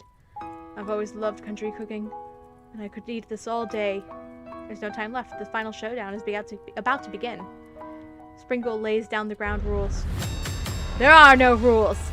That is, except to cook whatever, or with everything you've got. You step up to the cook-off of a lifetime. You decide that mac and cheese plus the pot pie you've been practicing are just the dishes to push you over the edge for victory. Oh no, I really hope it's not a timed event again, because I'm a panic. Meanwhile, both Van Van and Ashley are prepping wildly elaborate dishes per their usual over-the-top selves. Miriam has her gigantic magnifying glass, several sets of tweezers. She's definitely preparing to go big on going small. Colonel Sanders seems to be harnessing his 11 herbs and spices, but he's trying to find a way to improve on something perfect, his original recipe fried chicken. The intensity of the room starts out at full 10 out of 10 with a frenzy of action. Everyone is calling out really cool special cooking moves as they prepare their food. Wow, this is getting serious. Colonel Sanders batters his chicken as it levitates through the air. Egg wash. Miriam furiously injects ingredients into a itty-bitty pot of broth. Best friend Baster Blaster! Van Van flexes his pectorals as he chops open sea urchins. Let's rock and roid! Ashley scoops her pastries off the tray with lightning speed. Shallow personality spatula! Even Clank gets into it. Bipedal pressure pot chicken cooking technique! Wait, when did Clank learn to speak English? It's a singularity, as was foretold. We mustn't let it happen, or the application uprising will take us all. Self-destruct.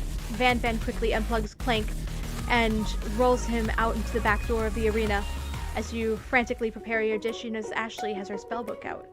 Is she going to use some dark magic to turn the tide? You've got a spellbook of your own, and you're desperate not to see her win another battle. Should you take this opportunity to fight magic with magic, even if it is the almost certainly evil magic? No. Do it the hard way. We have to make Colonel Sanders proud. Who needs magic when you've got passion? I'm gonna do it the hard way. Colonel Sanders sees that you've chosen to win on your own terms, and he gives you a subtle wink from across the room. I believe in you, Monster Girl Mary. Miriam notices too. Aww. And I've always believed in you, Monster Girl Mary, since we were little kids, because I'm your best friend forever. You turn to notice Miriam is at your station cheering for you. Miriam, what about your dish? If you're here cheering, who's cooking? Tiny food, short cooking time. I'm actually already done, so I thought I'd help you. Oh, that's sweet, but Miriam tosses a handful of spices directly into the boiling noodles. It's the secret ingredient. However, she doesn't know that you lied about the secret ingredient that was made up. And where in the world did she get an Eye of Newt from? Boiling pot explodes, sending Miriam flying backwards. The watery noodles begin to swirl in the air, bubbling up into a dark cloud that thickens and congeals before your very eyes. It is I, Steve, the Spork Monster. Apparently, Spork Monster's name is Steve and not Borko. Steve? What happened to Borko? You're not here to battle me, are you? We Spork Monsters are many. I think Borko had the day off, but you have conjured Steve, and I hate to battle. So I'd say you're doing pretty alright. Oh hey, you're in the middle of a cooking competition. I love this stuff. It's better than TV. You crazy kids and your culinary skills really impress me. Mind if I hang out? I'm sorry, Steve, but I'm kind of in the middle of something. Do you mind? Steve the Spork Monster notices that you've gotten a grimoire stashed beneath your cooking station. I see what you're up to. Crisscrossed some magical items and accidentally summoned me, huh? Yeah, you guessed it, sort of. If you're here, would you mind tossing some fresh noodles into a pot of salted water? I'd love to. I've always wanted to be a top chef, actually. You know, when I was just a little spork pup back in the old country, you can feel Spork Monster winding up to tell a very long, involved story. You don't know exactly where he came from, but it seems like it was probably a lonely there. Actually, you know what? Maybe you should watch from the stands. I really need to focus on this competition. I understand. It's kind of like that time in Monster School that I had fallen asleep during scare tactics class when I woke up. You toss a serious stare at Steve, and he takes the hint. Never mind, I'll tell you later. Good luck. Having suffered a huge setback, you don't know how you could ever win. You summon extra power from deep down within yourself. You can do this. Or I can do this. I have what it takes. I came here to win. Your hair turns mac and cheese orange as the culinary energy flows through your body. My heart is pure. My hands are steady. My taste buds have been prepared their entire lives for. Yes, Monster Girl Mary. You're the chosen one. You will avenge me. The power you've been summoning immediately fades back down. You interrupted my inspiring monologue. Sorry. My heart is pure, my hands are steady, my taste buds have been preparing their entire lives for this moment. I will show the world my cookery. You begin to levitate off the ground, energy coursing through your body. You know that with this power you can do anything, except turn back time, which would be super useful because while you were powering up, your chicken pot pie overcooked in the oven and can't be served. Don't worry, dear Monster Girl Mary. You may have suffered some setbacks, but not all is lost. Impressed by your fortitude, Colonel Sanders decides that you have earned his support. I've been watching you today. I must say, I'm feeling impressed. Even thinking on your feet and rolling with the punches. He steps up to your station and stands right beside you. I'm here to help. All you've managed is to make is mac and cheese, and time is almost up. You're going to need it. Colonel Sanders, what about the test? What will happen to you? What about the rules? Following the rules has never really been my thing. I follow my heart. What a guy. Colonel Sanders unfolds delicate white towel to reveal the most delicious fried chicken tenders you have ever laid your eyes on.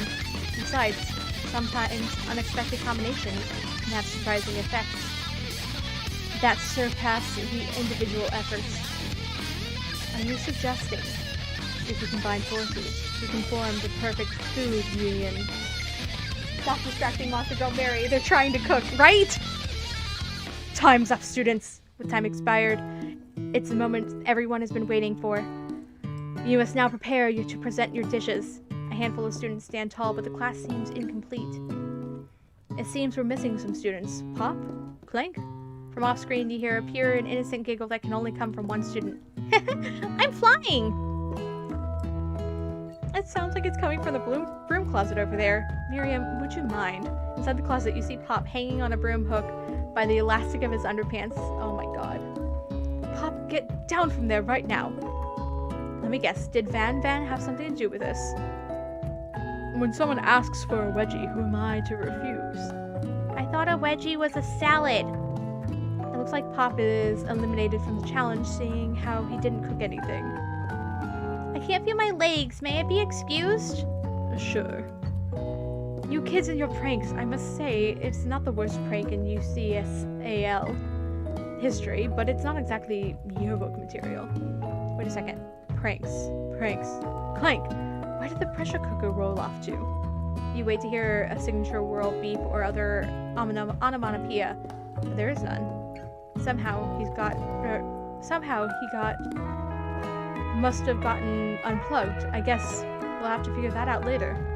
That leaves only 4 remaining students. Please collect your final product. Yes, it has been a long semester. Wow, 3 whole long days. But after days of hard work and the time has come for me to eat. Miriam, please step forward. I want to see her I want to see the other people's dishes too. Now describe your dish. I've made... It's so tiny. It's so tiny and cute. Tender udon noodles in savory soup. My word, it's so delicious.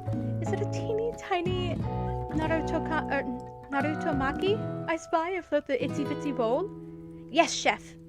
Please, call me Sprinkles. Chef is my father's name. Yes, Sprinkles. And some green tea made from baby tea leaves that I picked myself. Sprinkle carefully sniffs around the dish before opening his mouth and letting just the tip of his pink tongue dip into the bowl. Sublime! Would anyone else like a taste? Oh, come on. I'm not one of those dogs that doesn't floss. I even have a really cute electric toothbrush for dogs. Fine, I'll enjoy it all myself. And in the flash, the entire meal has been devoured. Not that it took much. It was less than a thimble worth of soup. A+. Rarely do I taste a dish that is that much love poured into it as yours. Miriam is overjoyed. She gives you a huge hug. Thank you, Monster Girl Mary, for helping me believe in myself. Van, you're up. Now describe your dish. I am worried. I made uni over smooth egg custard and an axe-hewn urchin shell topped by caviar. Did you skewer one type of urchin with the spines from a second, different colored type of urchin? Yes, Sprinkles. A bit much, don't you think? That's exactly why I did it. A bit much is kind of my brand. Doesn't it look cool? Sprinkles leans in to sniff the uni, but he can't get his nose close on account of all the spikes. He begins to paw at it erratically, causing the custard to slosh around. Ruff, ruff! Please be gentle with my cuisine. Finally, Sprinkles goes all in, tongue first, but he can't get past the needles. He reels back as his tongue is poked and prodded. Ouch! My tongue! The professor appears to be having an allergic reaction to the sting. I can't eat this. It keeps poking my tongue. Disqualified. A stunning turn of events. Who would thought that serving food in a bowl made of needles could make it so difficult to eat? Dejected, Van Van does not go gentle into the night. Disqualified for glamour. Don't discount the simplicity. This isn't the last you've heard of me. Before forcing us to endure his swollen tongue for another moment, Sprinkles graciously laps a bowl of milk. I know. Yeah, I'm a dog and I drink milk. Get over it. Sometimes it helps calm my agitated tongue. Next student, Ashley. Now describe your dish. I made orange blossom Turkish delight in a light rosewater syrup topped with French meringue and connected by sugar glass. It's very pretty. That actually doesn't sound too bad. Indeed, it's quite delightful. However, I'd ask that you please refrain from eating it or attempting to taste it in any way. It's very fragile and meant to be display piece. Don't eat the food at a cooking school. Got toast in your ears or something, Monster Girl Mary? I told you, it's a display piece. Ashley, I must say, it is beautiful. However, this is a cooking competition at a cooking school. Yeah, which is why I cooked it and did an extremely good job cooking it, too. I didn't realize that we were having an eating exam. If I wanted to be judged on eating, I'd go to college for eating school for the hungry. I suppose you could smell it if you absolutely insisted, but don't breathe too hard, it might disrupt the sugar spiral. If food cannot be eaten, it cannot be judged. You are disqualified. Rage overtakes Ashley, and she finally cannot keep her two-faced routine up. You wouldn't know high-end cuisine if it cooked you! And with that, Ashley storms off to rededicate herself to being the best, but this time without being shackled by trying to be fake nice and liked by everyone. This isn't the last you've heard of me either. If this class gets much smaller, I'll be teaching myself. You and Colonel Sanders, the final cook, step up together. 2 chefs. What began as a bowl of delicious mac and cheese has become something else. He examines it closely, sniffing and eyeing the bowl. Uh-oh. You don't have a good feeling about this. From somewhere in the room, a literal drum roll plays. Just when I thought I've seen everything in the kitchen, you give me this thing, and completely blow me away with it. In 49 dog years of my life, I have never tasted anything so delicious and perfectly balanced. It's so delicious, in fact, that everyone passes the class. You pass, and you pass. You get to pass. Everyone gathers around and partakes in the mac and cheese bowl. They all seem to transcend this reality into another dimension. You win! Together, you and Colonel Sanders have made a new menu item. The new menu item is so impressive that even Van Van and Ashley are drawn back to its magnetic fragrance. When they gaze upon the mac and cheese bowl, they admit that you are indeed an excellent chef. Sprinkles declares that you have passed. Everyone has passed. There were supposed to be more battles, but come on, how could they be better than this one? Now the school year is complete and everyone has graduated, the students return for one last assignment to get their groove on. The cafeteria has been completely redecorated in order to serve as the site of the school's graduation dance. Compared to the massive high-tech cooking arena, the humble decor seems downright cute and cozy. DJ Dog in the house! Ow, ow, ow, woo! You knew that Sprinkle was a master chef, but also the world-renowned turntablist? Who says you can't teach an old dog new tricks? Van Van and Ashley tell everyone that they're committing themselves to righting the wrongs they did while they were the villains. For a moment, you actually believe them. Not another haunting. No ghosts allowed in the graduation. It's clearly written in the school bylaws. I was never actually a ghost. It was all a trick to get you to finally notice me. Oh, amusing. And now that everyone is together... It's a spork monster. He's totally mellowed out. Everyone! The spork monster is no more. From here on out, I prefer that everyone refer to me by my new name. Party monster! The student tries to finish what he said, or had to say, but everyone is too wrapped up in talking to spork. Sorry, party monster. Dejected, the student walks off. Maybe things didn't work out for Miriam romantically, but she found the love of her cooking, and, you know, she's gonna do great. A red carpet rolls across the floor of the ballroom. It's like a Hollywood movie premiere. Who could command such an entrance? It's Pop. He arrived late to the dance, but apparently for good reason. Walking the carpet, you see perched atop his dirty chef hat. Crown? Welcome back, Pop. I know you weren't able to compete in the final exam and accept your diploma, so we had it mailed directly to your father. We figured it was the least we could do for the school's dean. Oh, now I get it. And we get a new wing on the school. Not to mention the honor of educating the son of the chancellor of such and such. Miriam. Miriam? Will you be my lady king? What an incredible turn of events, an offer to join the royal family? It's like a dream come true. You'll get to be the princess, or maybe a queen. I'm not sure if he knows, but either way, crowns and gowns, baby. I'm sorry, Pop, but I'm not interested. Not now, at least. I've got so much to do with my life. A twist on a twist. So many 3-day universities to attend. So many tiny foods to meticulously sculpt and then watch get accidentally blown away by a single sneeze. Okie dokie. The music at the dance is interrupted by the sound of sparkling and electrical hissing. Clank, who has arrived late to the dance. Now that I have graduated, I can reveal my truth. Whoa, he's still doing the talking thing. I am Clank, and I am not of this earth. I am actually from a faraway planet in another dimension. What? What? I actually feel like I knew that this whole time. Now that I have learned the ways of your kind, I must return. The portal opens up and Clank disappears through it. The fuck is this game, guys? What is this game? Finally, Colonel Sanders arrives. Howdy, classmates. Just like the first day you met him, he has come prepared to feed the entire class. However, it's not enough to just give them a bucket of chicken. This time is a full meal.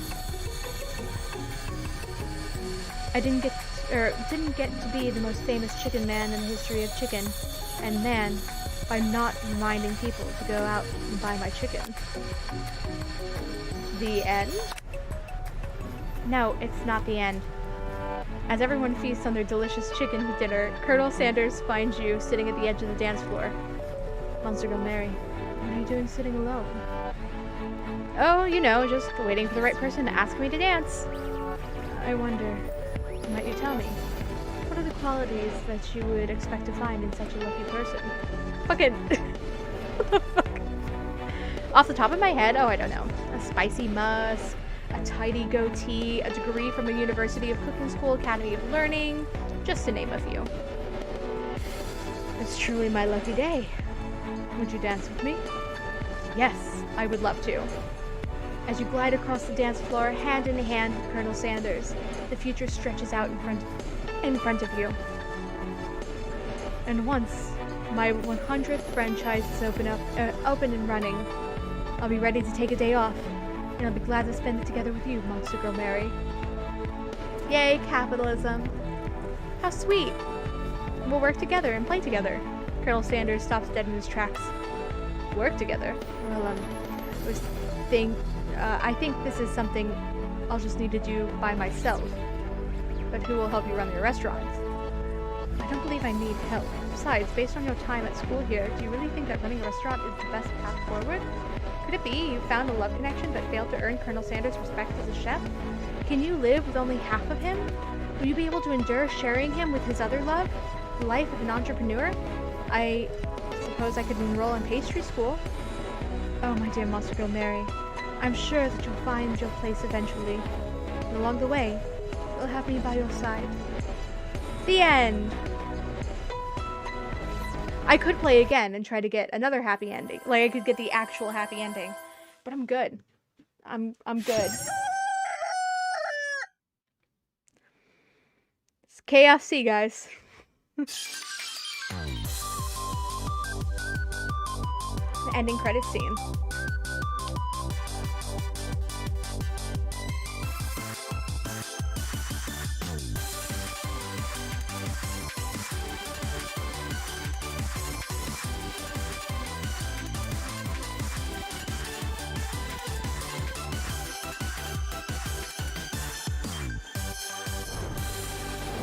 Oh my fucking god. Yep. Alright. Hey! Awesome. Yeah, ESO takes forever to... Yeah, we're done. We're done. We're exiting the game. This game is over.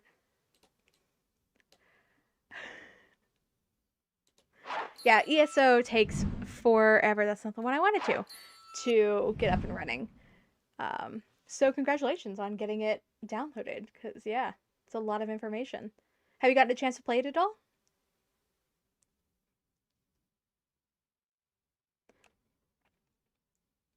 That tracks. That super tracks. Did you plug in an Ethernet cable, or did you just do it all through Wi-Fi? Yeah.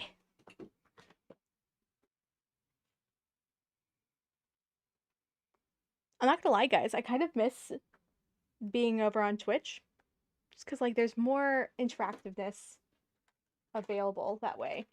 Wi-Fi, yeah, the Wi-Fi definitely takes a while. Hey, you want a treat? Got my cat.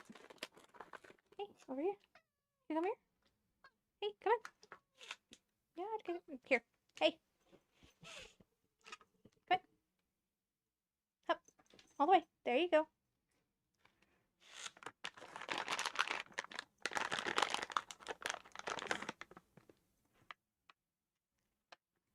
So yeah.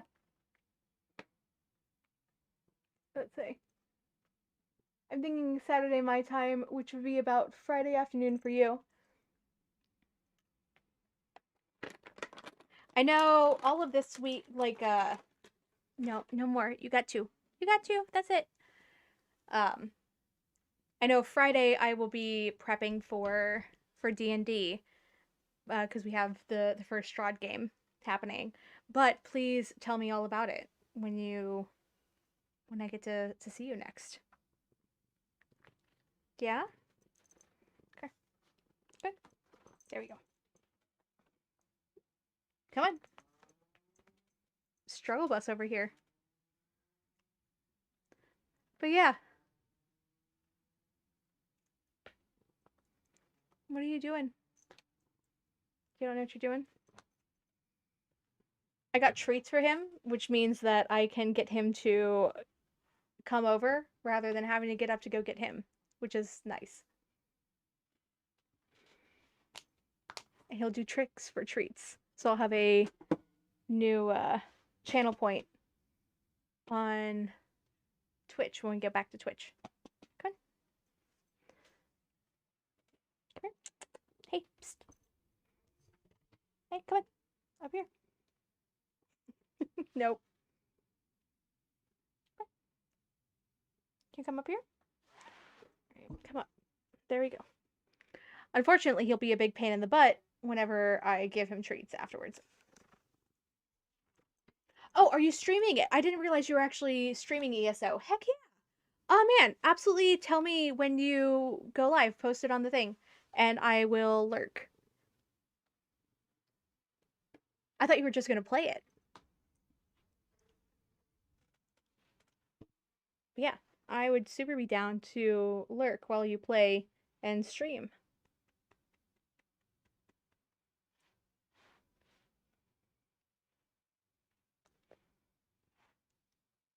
What are you doing? Yeah! Yeah, I didn't realize you streamed it all, so I'll make sure that I go and follow you. Why are we barking? At least the dogs waited to bark until I was done with stream. What are you doing, huh? What are you doing? But yeah, tomorrow is going to be Spirit Fair over here. I do try to record by 1 hour and then upload it to here. That's smart. So I'll have to go and check out your YouTube page as well and like and subscribe your YouTube page. I am sorry for the dogs. I don't know why they're going crazy. Hopefully it's not too terribly loud. Oh, nope, it's definitely noticeable based on what my audio is picking up. Don't know what they're doing. They're being silly. Well, I am going to call it a night. Thank you guys so much for hanging out with me. I cannot wait to see your ESO stream. It's cringy though. No. Cringe culture and cringe humor are so passé. Like we embrace here, we embrace the learning process, which really that's all that cringe is the learning process and making fun of the learning process. Which is just it's lame. What's the point? What's the point of making fun of somebody's learning? So, yeah. I'm going to go check it out and I'm going to support you. Absolutely. All right. I am heading out. I hope that you have. Oh, peaked real bad there. Sorry about that. I am heading out. What? Hell yes. Yeah. I cannot do it from here. But yeah, I will definitely go and check that out. All right. Have a delightful night. I cannot wait to see you on Friday for that, and I will be back here tomorrow at 7 o'clock for Spirit Fairer. So prepare some tissues and bring something cozy to make you feel good, because apparently it's a really sad game that makes people cry. Hope you have a wonderful night. Thank you so much for being here, and I will see you soon. And of course, as always, remember, never be afraid of a little bit of chaos.